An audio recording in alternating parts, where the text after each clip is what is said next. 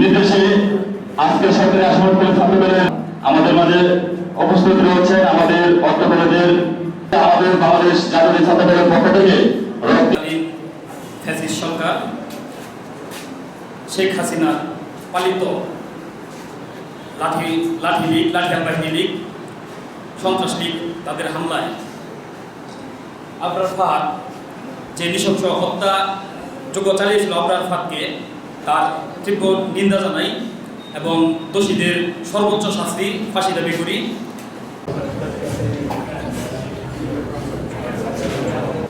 আমরা আমাদের ক্যাম্পাসে ছাত্রলীগের মতো কোনো রাজনীতি চাই না, কোনো সন্ত্রাস চাই না, কোনো নৈরাজ্য চাই না। আমরা চাই আমাদের যে দেওয়ানগঞ্জ বংশীগঞ্জ ওইখান থেকে যে ছাত্র যে দাবি নিয়ে কাজ করে আমরা যে পার্শ্ববর্তী আছি আমরাও সেইভাবে কাজ করতে পারি, একই পরিচয় দিতে পারি যে আমরা সবাই ছাত্র।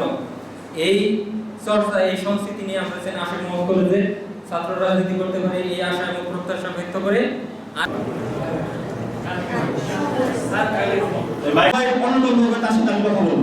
সে আমার সঙ্গে কথা বলবে, তার সমস্যা নেই আমরা তার কাছে যাবো, তার সমস্যা নেই সে আমাদের কাছে আসবে।